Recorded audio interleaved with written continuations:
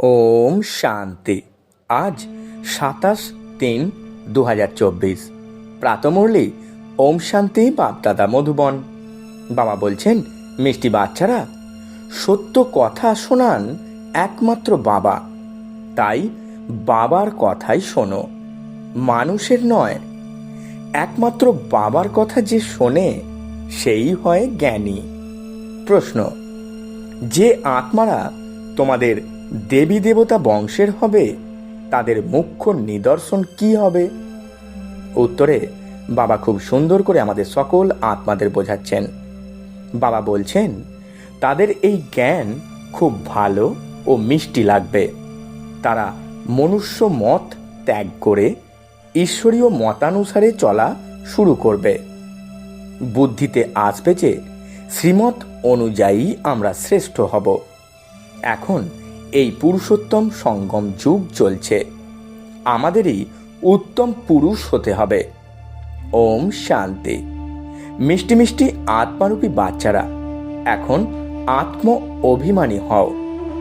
দেহের অভিমান ত্যাগ করে নিজেকে আত্মা নিশ্চয় করো। এই কথাও জানো, পরমাত্মা হলেন একজনই। ব্রহ্মাকে পরমাত্মা বলা হয় না।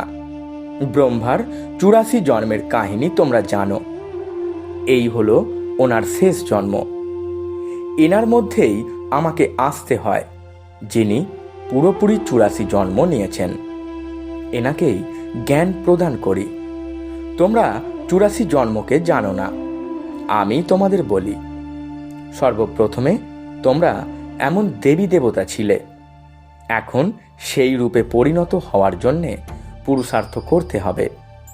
পুনর্জন্ম তো প্রথম জন্ম থেকেই শুরু হয়।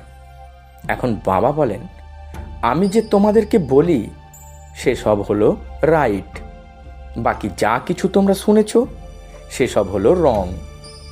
আমাকে বলা হয় ট্রুথ বা সত্য বলেন যিনি। আমি সত্য ধর্মের স্থাপনা করতে আসি। বলা হয় সত্য যেখানে, আত্মা নাচবে সেখানে, অর্থাৎ খুশিতে ডান্স করো। এ হলো জ্ঞানের ডান্স। তারা কৃষ্ণকে দেখায় মুরলি বাজিয়ে রাস করেছে। উনি হলেন সত্যখণ্ডের মালিক। কিন্তু কৃষ্ণকে এমন কে তৈরি করেছেন? সত্যখণ্ডের স্থাপনা কে করেন? ওটা হলো সত্যখণ্ড, এটা হলো মিথ্যাখণ্ড। ভারত সত্যখণ্ড ছিল যখন এই লক্ষ্মীনারায়ণের রাজত্ব ছিল। সেই সময় অন্য কোনো খণ্ড ছিল না। মানুষ এই কথা জানে না যে স্বর্গ কোথায়। কেউ মারা গেলে বলে অমুক স্বর্গে গেছে। বাবা বোঝান, তোমরা উল্টোভাবে ঝুলে আছো, মায়ার অধীন হয়েছ। এখন বাবা এসে তোমাদের সোজা করছেন। তোমরা জানো, ভক্তদের ভক্তির ফল প্রদান করেন ভগবান। এই সময় সবাই ভক্তি মার্গে আছে। যা কিছু শাস্ত্র ইত্যাদি আছে সেসব হলো ভক্তি মার্গের। এই গীত গান ইত্যাদি সবই হলো ভক্তি মার্গের। জ্ঞান মার্গে ভজন ইত্যাদি হয় না। তোমরা জানো, আমাদের শব্দের ঊর্ধ্বে যেতে হবে, অর্থাৎ ফিরে যেতে হবে। বাবা বলেন, মিষ্টি বাচ্চারা, মুখে হে ভগবান কখনো বলবে না। এই রকম বলাও হলো ভক্তিমার্গ। কলিযুগের শেষ সময় পর্যন্ত ভক্তিমার্গ থাকে। এখন এটা হলো পুরুষোত্তম সঙ্গম যুগ, যখন বাবা এসে জ্ঞানের দ্বারা উত্তম পুরুষে পরিণত করেন। তোমরা একটি ঈশ্বরীয় মতানুযায়ী চলো। ঈশ্বর যা বলেন সবই রাইট। বাবা মনুষ্য দেহে এসে বলেন, তোমরা অনেক বুদ্ধিমান ছিলে, বোধযুক্ত ছিলে, এখন কতখানি অবুঝ হয়েছ। তোমরা গোল্ডেন এজে অর্থাৎ স্বর্ণ যুগে ছিলে, এখন আয়রন এজে অর্থাৎ লৌহ যুগে এসেছ। যারা এখানকার মানে সঙ্গম যুগের, তাদের এই জ্ঞান খুব ভালো লাগবে। এখানকার আত্মাদের মিষ্টি লাগবে। এই বাবা মানে ব্রহ্মা বাবা নিজেও গীতা পাঠ করতেন। শিব বাবাকে পেয়ে সব কিছু ছেড়ে দিলেন। উনি অনেক গুরুর কাছে দীক্ষিত ছিলেন। বাবা বললেন, সবাই হলো ভক্তিমার্গের গুরু, জ্ঞান মার্গের গুরু একমাত্র আমি। যখন আমার কাছে জ্ঞান শুনবে তখন তাদের জ্ঞানই বলা যেতে পারে, বাকি সবাই হলো ভক্ত। এই শ্রীমত হলো শ্রেষ্ঠ, বাকি সব মত হলো মনুষ্য মতামত। এই হলো ঈশ্বরীয় মত, ওসব হলো রাবণের মত। এ হলো ভগবানের মত। ভগবানুবাচ, তোমরা হলে অনেক মহান ভাগ্যশালী, তাই তোমাদের বর্তমান সময় হলো হীরের তুল্য জন্ম। আংটিতেও হীরে মধ্যিখানে লাগানো হয়, মালার উপরে ফুল থাকে, তারপর মেরু। নামও হলো আদম বিবি। তোমরা বলবে মাম্মা বাবা, আদিদেব এবং আদি দেবী, এনারা হলেন সঙ্গমের। সঙ্গম যুগই হলো সবচেয়ে উত্তম, যখন এই স্বর্গের রাজ্য স্থাপনা হচ্ছে। বাচ্চারা, তোমাদের এই সময়েই 16 কলা সম্পূর্ণ হতে হবে। পুরনো দুনিয়াকে নূতন করতে বাবা আসেন। এই দুনিয়ার সময় কতটা, এ কথাও তোমরা অর্থাৎ বাচ্চারা ছাড়া কারোর জানা নেই। লক্ষ বছর বলে দেয় তারা। এ সবই হলো মিথ্যে কথা, মিথ্যা মায়া, মিথ্যা কায়া বলা হয়। সত্য হলো নূতন দুনিয়া, এটা হলো মিথ্যা খণ্ড। এই মিথ্যা খণ্ডকে সত্য খণ্ডে পরিণত করা বাবার কাজ। বাবা বলেন, ভক্তিমার্গে যা কিছু পড়েছ সেসব ভুলে যাও। এ হলো তোমাদের অসীম জগতের বৈরাগ্য। তারা তো কেবল ঘর সংসার ত্যাগ করে জঙ্গলে বাস করে। এও ড্রামাতে নির্ধারিত আছে। কেনর কোনো প্রশ্ন ওঠে না। এটা তো হলো তৈরি করা খেলা। বাবা বলছেন, বাচ্চারা, তোমাদের বাবা বোঝান, এমন সব হয়। অন্য ধর্মের মানুষ স্বর্গে আসতে পারে না। বৌদ্ধ ডিনাইস্টি, খ্রিস্টান ডিনাইস্টি, তারা কেউই স্বর্গে আসে না, তারা পরে আসে। সর্বপ্রথমে হলো ডিটি ডিনাইস্টি, মানে দেবী দেবতাদের রাজত্ব। তারপরে ইব্রাহিম, বুদ্ধ, খ্রাইস্ট এসে নিজেদের ধর্ম স্থাপন করে। বাবা পুরুষোত্তম সঙ্গম যুগে এসে এই দেবতার ডিনাইস্টি স্থাপন করেন। আত্মা প্রথমে এসে গর্ভে প্রবেশ করে, ছোট শিশু থেকে বড় হয়। শিব বাবা তো ছোট বড় হন না, তিনি গর্ভ দ্বারা জন্ম নেন। বুদ্ধের আত্মা প্রবেশ করে। বৌদ্ধ ধর্ম প্রথমে তো হয় না। নিশ্চয়ই এখানকার কোনো মানুষের ভিতরে প্রবেশ করেন, তারপরে গর্ভে তো অবশ্যই আসবেন। বৌদ্ধ ধর্ম একজন স্থাপন করেন, তারপরে তার পিছনে অন্যরা আসে। এইভাবে বৃদ্ধি হয়েছে। যখন লাখখানেক হয়ে যায় তখন রাজত্ব চলে। বৌদ্ধদেরও রাজ্য ছিল। বাবা বোঝান, তারা সব পরে আসে, তাদের গুরু বলা হবে না।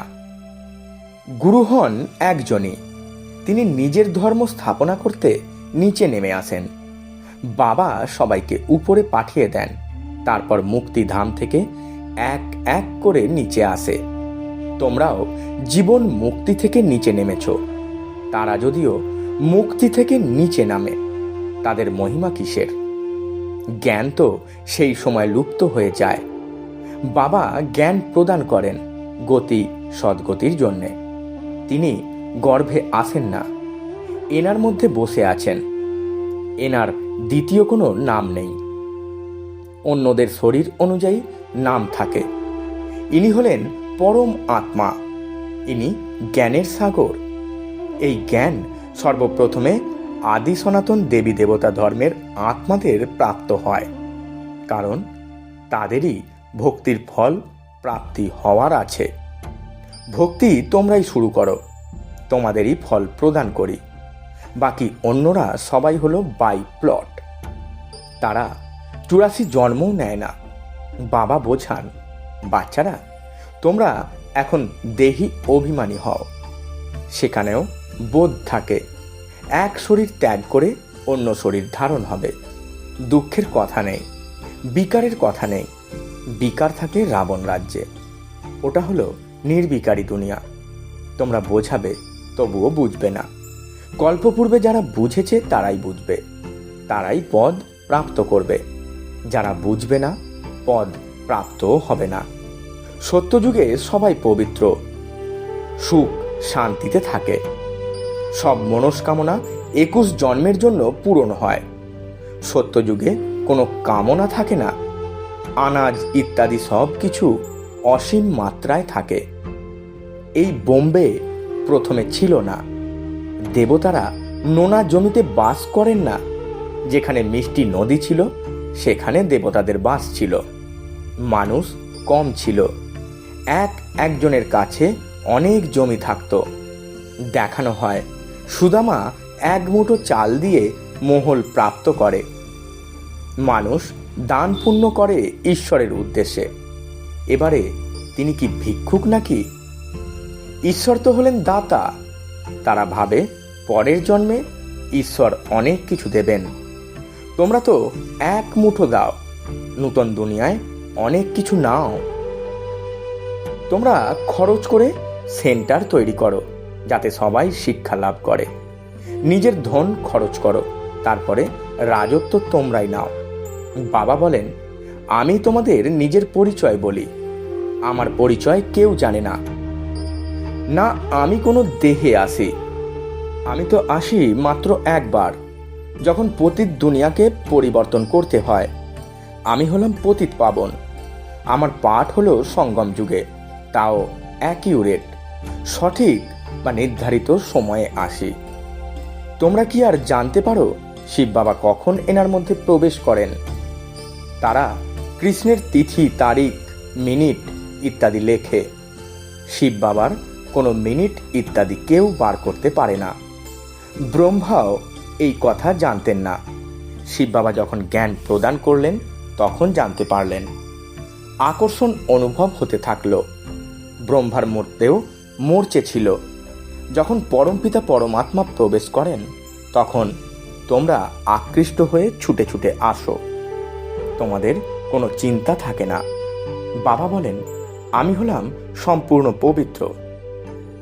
আত্মারা তোমাদের উপরে অনেক মরচে আছে। এখন সেসব কিভাবে দূর হবে? ড্রামাতে সব আত্মাদের নিজের নিজের পার্ট আছে। এসব হলো গ্রুহ্য কথা। আত্মা হলো অতি সূক্ষ্ম। দিব্য দৃষ্টি ছাড়া আত্মাকে কেউ দেখতে পায় না। বাবা এসে তোমাদের জ্ঞানের তৃতীয় নেত্র প্রদান করেন।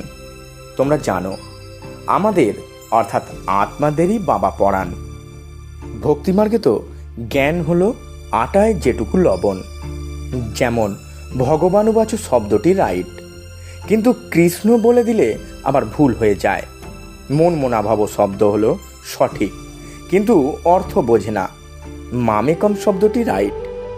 এ হলো গীতার যুগ। ভগবান এই সময় এই রথে আসেন। তারা দেখিয়েছে ঘোড়ার গাড়ি, তাতে কৃষ্ণ বসে আছেন। এবারে কোথায় ভগবানের এই ব্রহ্মা দেহরূপী রথ, কোথায় ঘোড়ার গাড়ি? কিছুই বোঝে না। এ হলো অসীম জগতের বাবার বাড়ি। বাবা সব আত্মারূপী বাচ্চাদের 21 জন্মের জন্য হেলথ, ওয়েলথ, হ্যাপিনেস প্রদান করেন। এও হলো অনাদি অবিনাশী তৈরি করা ড্রামা। কখন শুরু হয়েছে বলা যাবে না। চক্র ঘুরতে থাকে। এই সঙ্গমের কথা তো কারোর জানা নেই। বাবা বলেন, এই ড্রামা হলো 5000 বছরের। অর্ধেক হলো সূর্যবংশী, চন্দ্রবংশী অর্ধেক, অর্থাৎ 2500 বছরের। বাকি অন্য সব ধর্ম। তোমরা জানো, সত্যযুগ হলো ভাইসলেস দুনিয়া, অর্থাৎ পাপ মুক্ত দুনিয়া। তোমরা এখন যোগ বলের দ্বারা বিশ্বের রাজত্ব প্রাপ্ত করো। খ্রিস্টানরা নিজেরাই বোঝে, আমাদেরকেও প্রেরণা দিচ্ছে। ফলে আমরা বিনাশের জন্য এই সব তৈরি করি। তারা বলে, আমরা এমন বোমা তৈরি করি যে এক দুনিয়া নয় 10টি দুনিয়া শেষ হয়ে যাবে। বাবা বলেন, আমি স্বর্গ স্থাপন করতে আসি, বাকি বিনাশ তো এরা করবে।